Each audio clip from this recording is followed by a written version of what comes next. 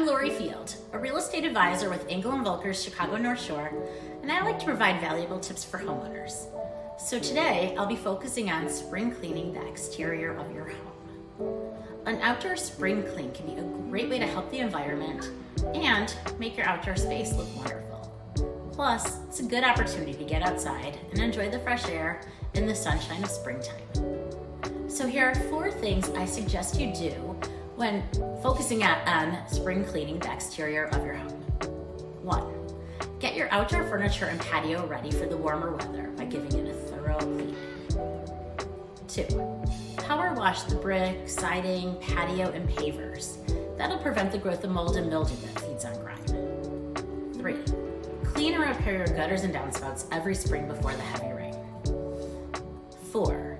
Hit the seasonal items and put them away, like your snow blower, your shovel, your scrapers, and salt. That'll also help you make room to pull out your gardening tools, landscaping supplies, and anything else you'll need this spring. I hope you found this information to be helpful. Please subscribe to my YouTube channel for more helpful tips for homeowners and for updates on the Chicagoland real estate market. Thanks for watching.